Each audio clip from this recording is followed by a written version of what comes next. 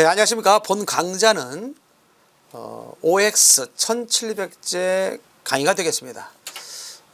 대체적으로 우리가 기본서를 통해서 얘기를 했고, 또한 마무리 특강을 통해서도 나름대로 핵심 내용을 정리했습니다만은, 본 OX 1700제 특강은 전 영역에 걸쳐서 기출문제를 철저히 분석해서 그 답지와 관련돼서 거기에 제시된 오답이랄지 또는 나름대로에 있어서의 정답 관련된 내용들을 OX로, 주요 내용을 OX로 처리함으로써 우리 학생들에게 내용을 숙지하는 데 도움이 될 수 있도록, 어차피 우리가 문제는 객관식으로 나오지 않습니까? 그래서 이게 맞냐 안 맞냐를 가르는 그런 문제이기 때문에 그런 점에서 본다면 이 OX 1700 특강은 그런 점에서 일석이조 내용적인 이해를 우리가 다시 한번 반복해서 전체의 내용을 정리한다는 데 의미가 있고요. 두 번째는 여러분들이 문제를 풀어가는 해결 능력, 순발력을 키울 수 있다는 점에서 좋은 강의라고 생각이 됩니다. 자, 여러분들이 1700제 만만치 않습니다. 내용이 많습니다. 이런 내용을 우리가 20강 정도의 분량을 가지고 정리함에 있어서 상당히 숨가쁘게 가야 할 걸로 생각됩니다. 자, 그럼에도 불구하고 여러분들이 이 내용에 대해서 배웠던 내용을 최대한 끄집어내서 이것에 대해서 맞냐 안 맞냐를 통해서 다시 한번 전체 내용을 정리하고 또 그것을 통해서 여러분들 실력이 더욱더 상승되어지는 그런 내용으로서 엮어 갈 테니까 여러분들 또 많은 준비해 주시고 또 기대해 주시고 또 이 수업에 잘 부응할 수 있도록 가시기 바랍니다. 자, 그렇다면 지금부터 여러분들의 교재의 순서에 맞춰서 나름대로 제시가 됐기 때문에 그것도 참고하면서 봐도 되겠습니다. 제 1장 국어의 지식부터 나가도록 하겠습니다. 1번입니다. 자, 주요 내용을 중심으로 해서 풀어줄 테니까요. 한번 잘 볼 수 있도록 하고요.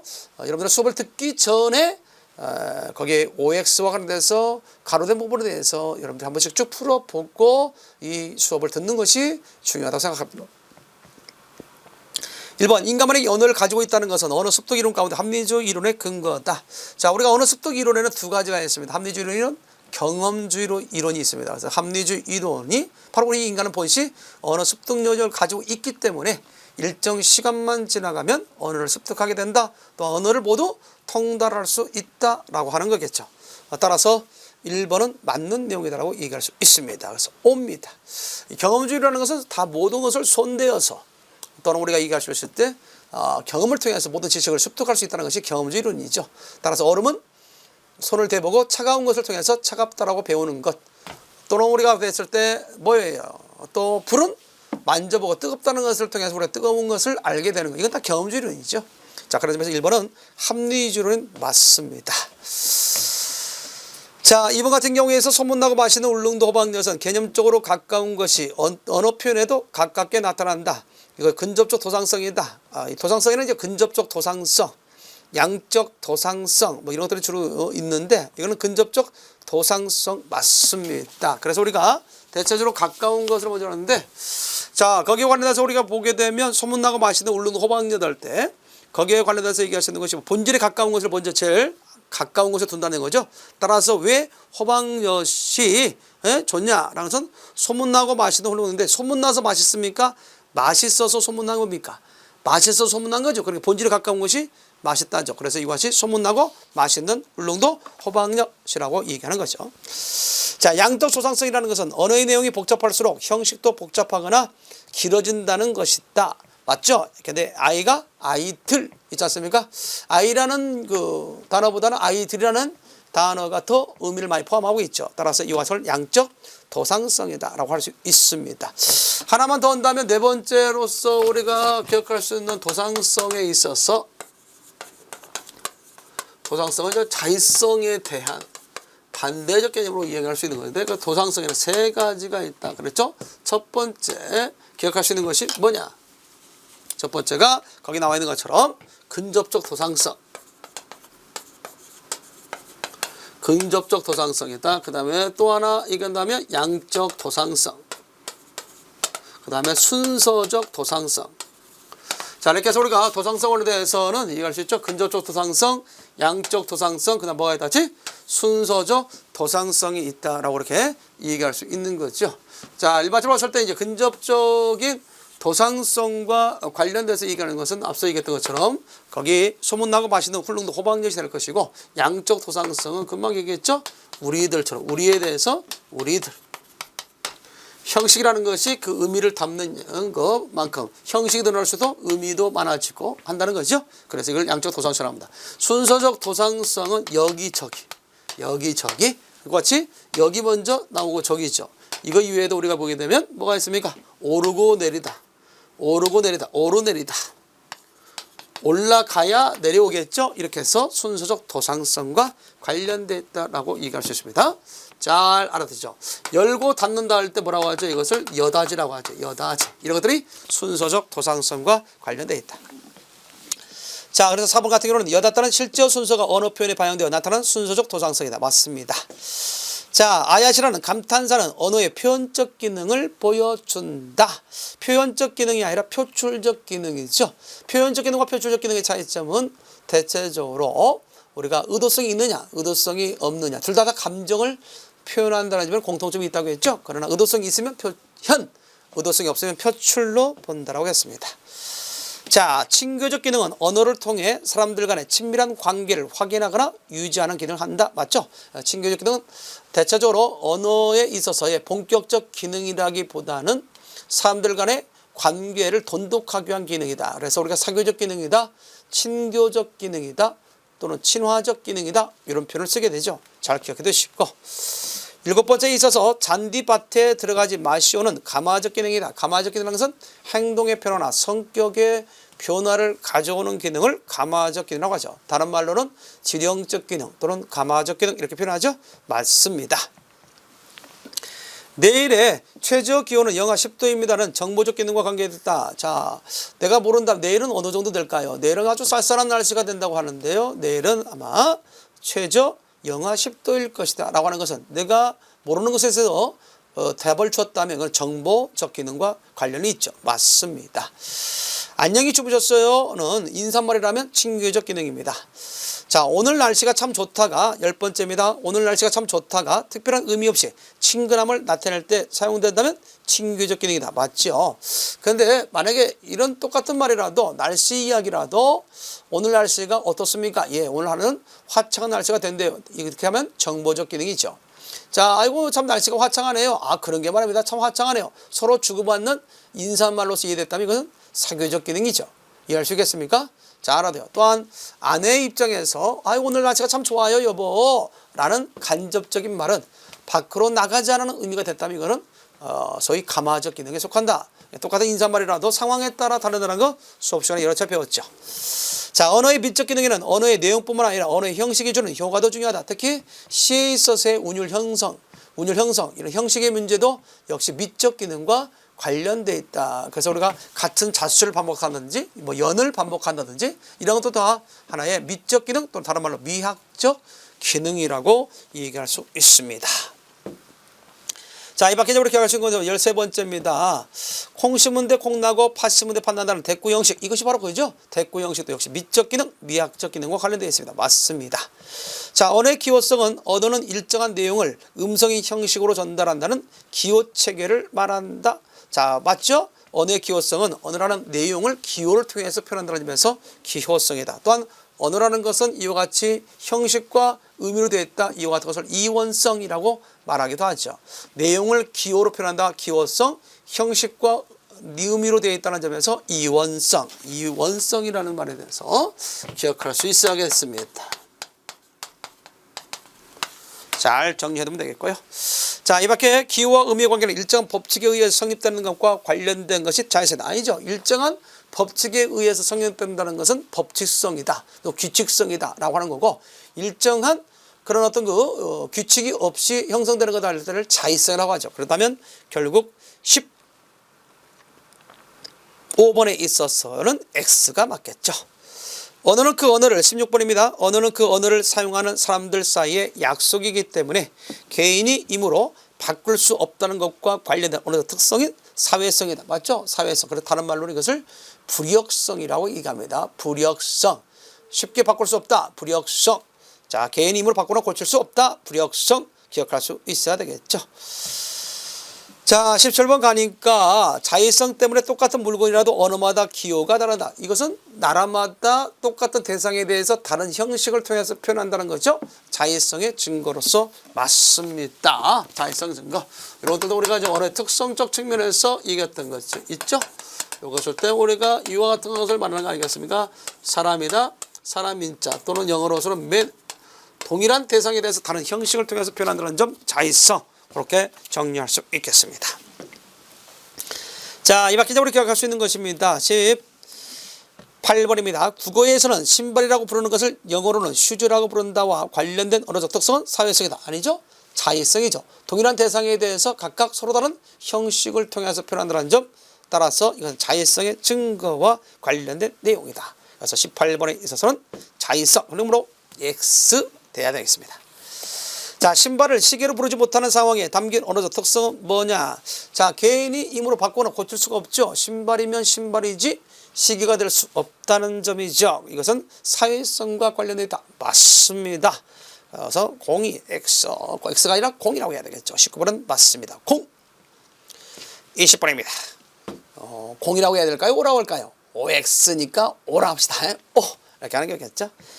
조선시대 책에는 우리가 알 수 없는 말이 많이 나온다. 이와 관련된 언어적 특성은 자의성이다. 자, 결국 알 수 없는 말이 나왔다는 것은 뭐냐면 그 당시의 사람들은 그 당시에 그런 언중들의 약속된 기호를 사용했다는 것이고, 오늘은 오늘의 사람들에 있어서의 언중들의 약속된 기호를 사용하기 때문에 다분히 이것은 자의성의 문제가 아니라 사회성이라고 해야 맞습니다. 그래서 20번은 X라고 해야 됩니다. 이거 잘 알아두시기 바랍니다. 많이 틀립니다. 조선시대 책에는 우리가 알 수 없는 말이 많이 나온다. 이와 관련된 언어적 특성은 무슨 성이라고 얘기한다? 자의성이다. 틀리죠? 사회성이라고 해야 맞습니다. 21번에 있어서는 우리나라에 컴퓨터가 들어온 이후 컴퓨터나 네티즌 등 새로운 말이 생겨났다. 이와 관련된 언어적 특성을 역사성이라고 한다. 맞습니까? 그렇죠? 역사성이라는 것은 우리는 세월의 흐름 속에서 역사성과 관련돼서 얘기하면서는 뭐라고 했어요? 신생, 성장, 사멸의 과정을 겪는다고 했죠. 역사성 관련돼서는 신생, 성장, 사멸의 과정을 겪는다. 그래서 필요에 의해서 결국 말들은 생성되어지고, 또 어떤 것들은 또한 성장 과정 속에서 의미가 이동되는 경우도 있고, 어떤 경우는 의미가 축소되는 경우도 있고, 어떤 경우는 의미가 확대되는 경우도 있다. 그래서 신생, 성장, 사멸의 과정을 겪게 된다라는 것은 역사성과 관련된 내용이라고 얘기할 수 있죠. 따라서 23번은 X라고 해야 맞습니다. 24번입니다. 우리나라에서 누리꾼을 네티즌과 같은 뜻으로 사용하고 또한 그 사실을 누구나 잘 알고 있다는 것은 언어의 사회성과 관련되어 있다라고 하는 것인데, 맞죠? 약속이죠. 우리가 이런 네티즌을 누리꾼이라는 순화된 용어로 사용하자라는 약속에 의해서 제정이 되기 때문에 사회성이 맞습니다. 자, 이런 것들은 어떻게 나올 수 있겠습니까? 시험 문제 가운데 다음 중 언어의 특성과 관련돼서 언어의 특성 관련돼서 답지 가운데 4개가 있다면 그 중에 사회성 하나, 나머지 자의성에 대한 이야기. 다음 중에서 언어적 특성 관련돼서 결국 다른 것은 뭐냐라고 이렇게 설명 나오실 때 이런 것들이 각각 답지에 들어간다는 얘기입니다. 알겠습니까? 그랬을 때 여러분들이 읽고 OX를 판단하는 유형 아니겠습니까? 자, 그런 점에서 이 내용들 잘 기억을 해야 되면 좋습니다. 자, 25번입니다. 언어의 옳고 그름을 판단할 수 있게 하는 언어적 특성은 뭐냐? 이랬을 때 옳고 그름을 판단할 수 있게 하는 거. 그렇죠? 그 규칙에 맞냐 안 맞냐? 라는 점에서 규칙에 맞는 것은 옳은 것이고 규칙에 맞지 않다면 틀린 것이니까 규칙성이라는 말은 맞겠습니다. 따라서 25번은 오라고 해야 맞겠습니다. 자, 언어는 상황에 따라 무한하게 많은 말을 새로이 만들어낼 수 있는 특성이 있다. 이와 관련된 언어적 특성을 창조성이다. 그래서 이 창조성이라는 것은 무한 문장 생성 능력, 무한 사고 확장 능력과 관련된 게 창조성이다. 나는 이 순간에도 역시 계속 말을 함으로써 무엇을 만들어내고 있습니까? 언어를 만들어내고 있죠. 이런 점이 우리가 이제 언어의 창조성이다. 또 다른 말로 한다면 개방성이다라고 얘기할 수 있습니다. 그래서 언어의 창조성, 언어의 개방성까지도 기억해둬라. 물론 이제 우리가 언어의 특성본에서 가장 시험에 잘 나오는 것은 자의성, 역사성, 사회성, 그 다음에 배우게 될 분절성 같은 경우가 시험에 자주 나왔습니다만은 그 이외에도 이와 같은 창조성이랄지 또는 우리가 또 배우게 될 겁니다만은 또는 추상성 이런 것들도 아울러 알아두는 것도 괜찮겠습니다. 자, 27번입니다. 문제 가운데 이게 나왔다면 어떻게 될까요? 우리가 저 붉은 것을 꽃이라고 한 것은 우연의 결과이다. 이와 관련된 언어적 특성은 뭐냐? 우연의 결과다. 그러니까 얼마든지 다른 형식을 통해서 대상을 드러낼 수 있다는 거 아니겠어요? 저 그 붉은 것을 드러내는 데 있어서 꽃이라고 하지 않고 다른 것이라는 어떤 기호를 통해서 표현할 수 있다라는 점에서 본다면 결국 여기는 자의성이 맞다라고 얘기할 수 있죠. 그래서 27번은 O입니다. 자, 자의성이 약하게 나타나는 것은 뭐냐? 상징어에서다. 자, 자의성이 약하게 나타나는 것을 우리가 상징어다라고 했죠. 의성어나 의태어라고 할 수 있죠. 언중들은 같은 사회에 대해서 같은 말을 사용하고 있는 사람을 언중이라고 얘기하지. 그러니까 그 언중들과 관련해서 생각해보면 결국 우리가 그 의성어와 관련해서 특히 개 울음소리 멍멍할 때 멍멍이라는 소리를 듣고 우리는 거기에 개 짖는 소리라고 아는 것은 그 기호와 내용이 다소 필연적인 관계가 있다라고 생각하는 거죠. 그러나 이것조차도 사실 우리의 개소리에 대해서 저 영어권에서는 개가 멍멍이라고 하지 않고 뭐라고 하죠? 바와우 한다든지 또는 일본에서는 왕왕 한다든지 이런 것들은 똑같은 소리에 대해서 다른 기호를 통해서 표현한다는 점에서는 이것 역시 자의성을 갖고 있긴 합니다. 그러나 같은 사회 내에서 같은 말을 사용하는 사람들에 있어서 입장에서 보면 자의성이 약하게 느껴지는 것이다. 그래서 혹시라도 신문지 가운데 자의성이 약한 걸 찾으라면 바로 이와 같은 상징어를 찾아주면 된다. 언어의 구조는 통합으로, 언어의 체계는 선택으로 설명된다. 그래서 언어의 구조는 통합, 언어의 체계는 선택 맞죠? 언어의 구조는 통합이다 라는 측면에서 이것은 좀 더 설명을 해준다면, 자, 우리가 언어의 구조가 있다. 언어의 구조는 통합으로 설명한다. 그 다음에 체계는 선택으로 설명한다. 이런 부분에 대해서 이제 우리가 생각을 잠깐 해준다면 이해되겠죠? 구조는 통합으로, 체계는 뭐로 나왔지? 선택으로 한다. 자, 구조는 수직적 측면이고 체계는 수평적 측면이라고 생각하면 될 것 같습니다. 영희가 하나 예를 들어서 보면 영희가 밥을 먹었다. 영희가 밥을 먹었다 라고 했을 때 이 경우에 있어서 영희가 밥을 먹었다 있죠. 이 경우는 영희가라는 말이 있죠. 주어죠. 이게 주어다. 이게 목적어다. 이게 서술어다 했을 때 이 먹었다라고 하는 서술에 의해서 먹을 수 있는 주체와 그 다음에 먹을 수 있는 대상이 선택되어진다 라고 얘기할 수 있죠.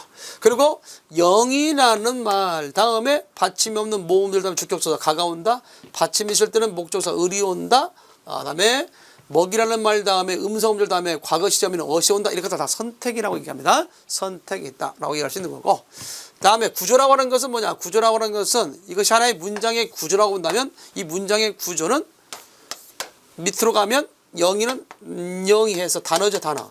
가도 조사니까 단어고, 밥도 역시 밥을 단어죠. 먹었다는 먹었다가 단어죠.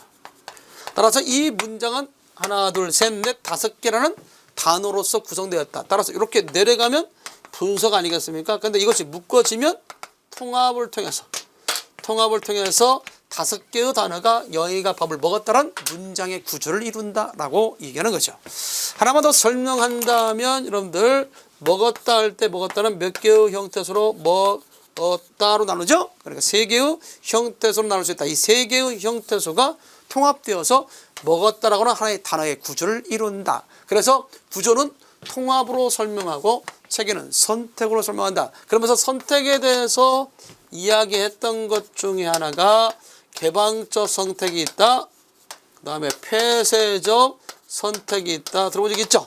그만큼 선택의 폭이 많은 것은 개방적 선택, 선택의 폭이 적은 것은 폐쇄적 선택. 그래서 폐쇄적 선택에는 조사나 어미, 접사 또는 시간부사, 오늘, 어제, 내일 또는 우리가 지시부사, 뭐 여기저기, 거기 또는 우리가 관형사와 지시관형사, 이, 그, 저 이런 것들은 다 대체적으로 보면 뭐라고 볼 수 있습니까? 그렇죠. 폐쇄적 선택이라고 볼 수 있습니다. 자, 그 정도는 머릿속에 좀 넣어 두시면서, 그래서 언어는 구조는 통합으로, 언어 체계는 선택으로, 만약에 이것을 바꾸어서 언어의 구조는 선택으로, 언어의 체계는 통합으로 설명된다면 틀립니다. 답집 가운데 그렇게 나오면 틀린다는 것도 기억해야 될 필요가 있겠죠.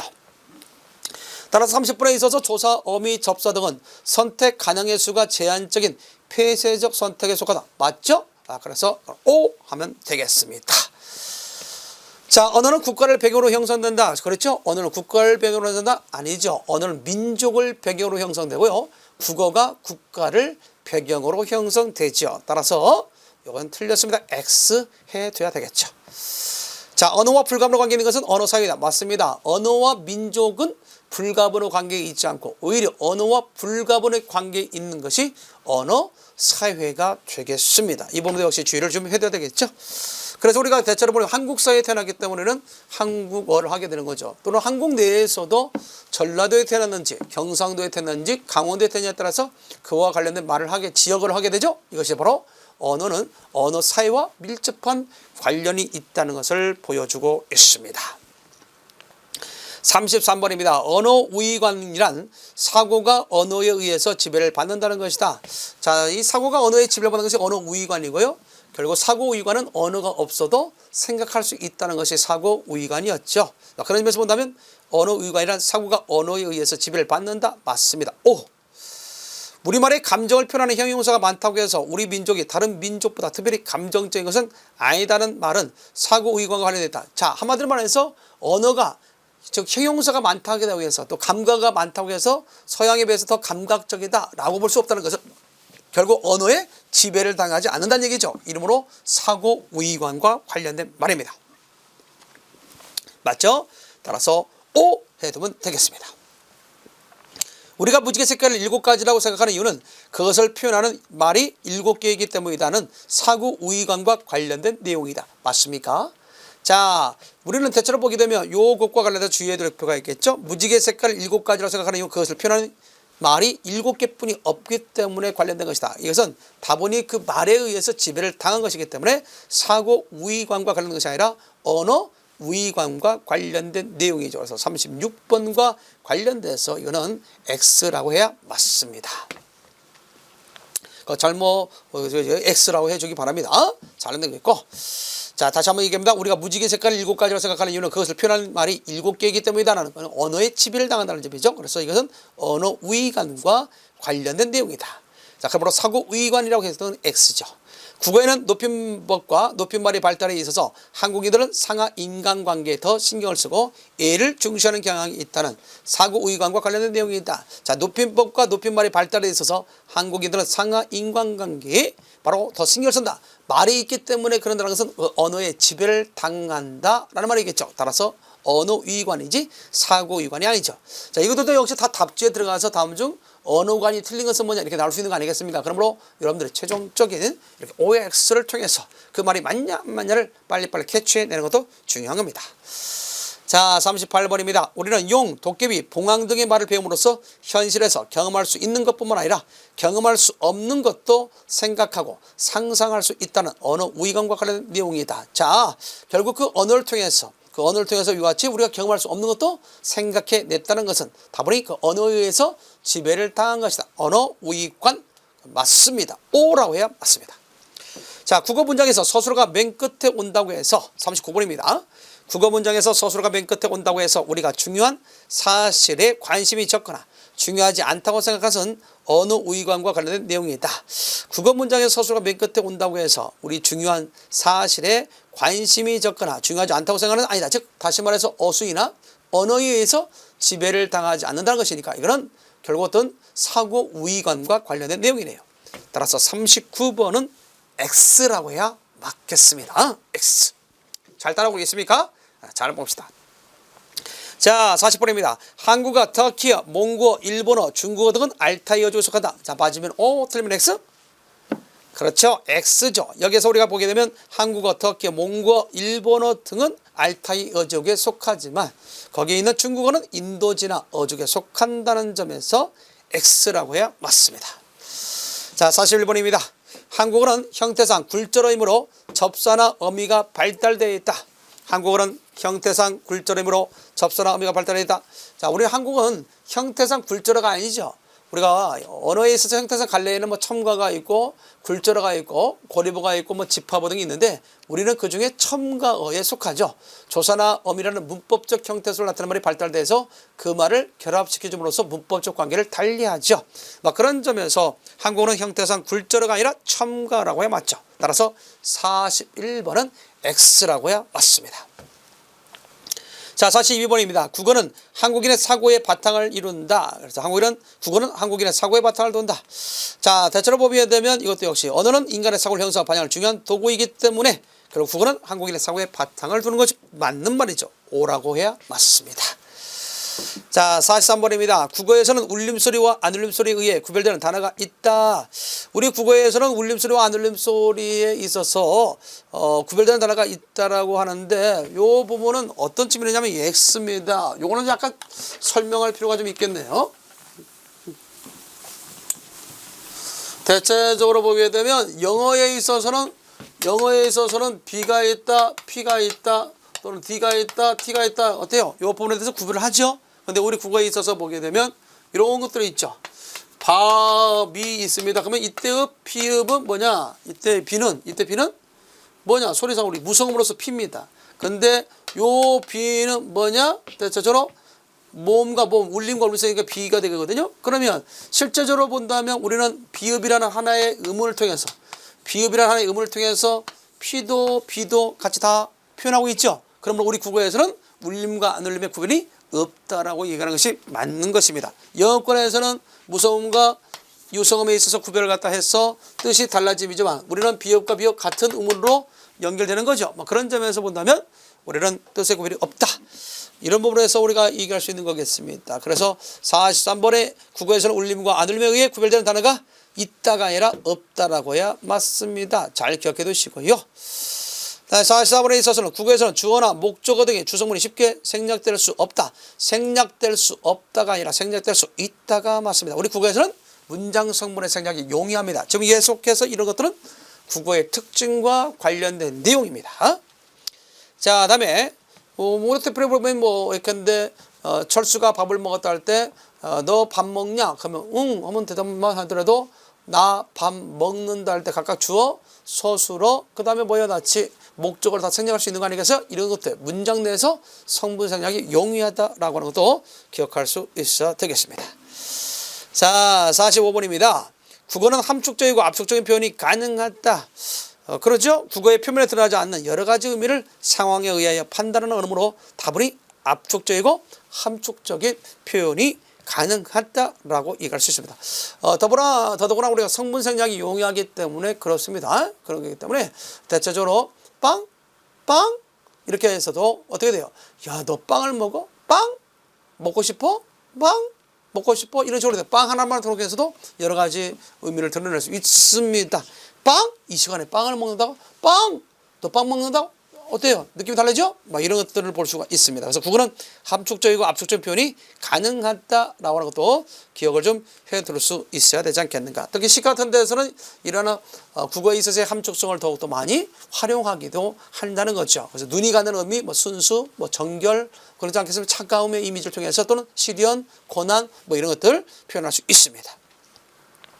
자, 46번에 있어서 우리말은 접속사가 있어서 문장을 접속한다. 우리 국어는 접속사가 없어요. 접속사가 없는 대신 접속부사가 그 자리를 대신한다. 그러므로 그래서 따라서 이런 접속부사가 대신한다는 거죠.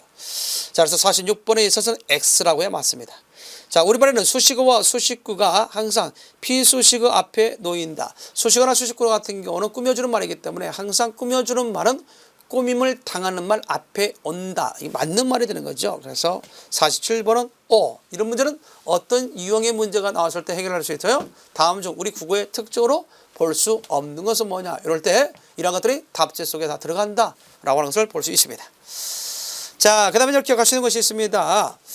자, 48번과 관련해서 보면 서술 동사가 문장 끝에 오기 때문에 주어와 서술 사이의 거리가 자연히 멀어지므로 비논리적인 문장을 많이 만들어내는 단점이 있다. 우리 국어의 단점 가운데 하나는 뭐냐?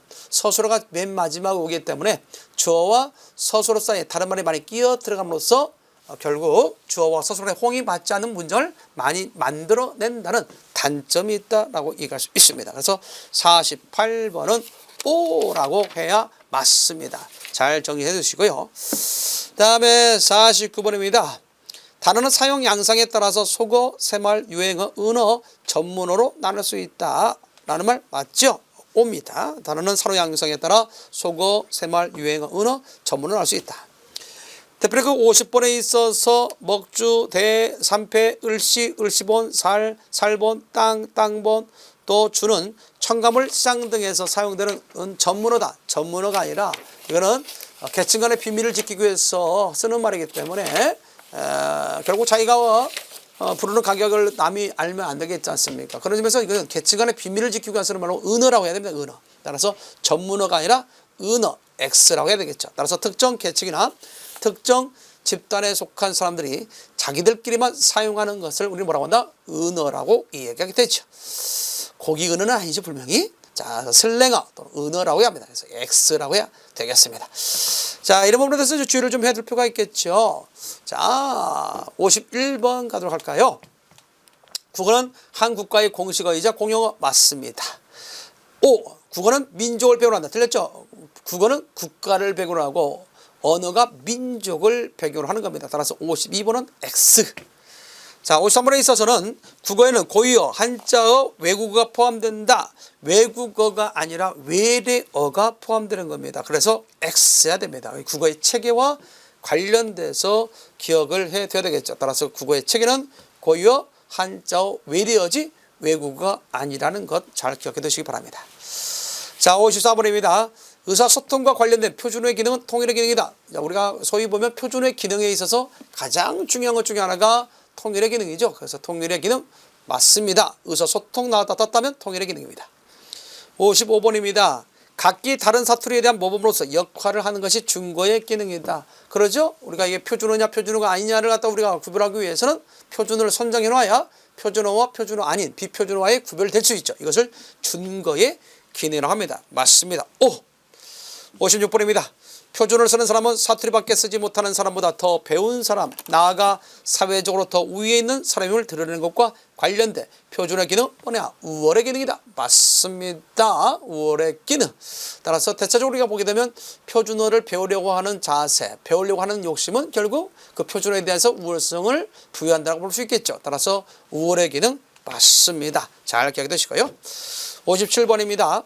한글의 명칭을 처음으로 부여한 사람은 세종이다. 한글의 명칭을 처음으로 부여한 사람은 세종이 아니라 훨씬 뒤인 주시경에 의해서 붙여진 이름이라고 볼 수 있죠. 우리가 훈민정음의 명칭권에 대해서는 대체적으로 제일 처음에 명칭 훈민정음이었죠. 훈민정음에서 정음, 그 다음에 언문, 그 다음에 반절, 국서, 국문, 한글로 가죠. 한글의 명칭을 처음 부여한 사람은 주시경이었다라고 하는 거 기억할 수 있어야 되겠습니다. 58번에서 현대 국어의 문법의 틀을 마련했으며 최초의 국문법 연구소인 국문정리를 쓴 사람은 주시경이다. 주시경이 아니라 국문정리를 쓴 사람은 이봉운입니다. 이봉운. 그래서 그것도 역시 시험 문제 최근에 나왔던 유형의 문제이기도 합니다. 이봉운. 이번에 국문정리는 우리나라 최초의 음운 문법사라는 데 특징이 있죠. 이것은 이봉운이 썼던 것은 국문정리죠. 국문정리. 자, 그래서 이것도 아마 머릿속에 상기가 될 것 같은데요. 우리가 이런 내용을 한번 얘기한 적이 있죠. 종합반 시간에도 얘기했습니다. 국신대에 다니는 국어는 문법서를 읽었다. 이렇게 국신대에 다니는 국어는 문법서를 읽었다 할 때 이때 이제 우리가 배웠던 내용이 국문정리다. 그 다음에 신정국문이다. 그 다음에 대한문전이다. 그 다음에 국어 문법이다. 그 다음에 우리 말본 등이 있습니다. 이렇게 했을 때 요 경우가 뭐라고 했어요? 이게 바로 이봉운이라고 했잖아요. 이봉운. 생각나죠?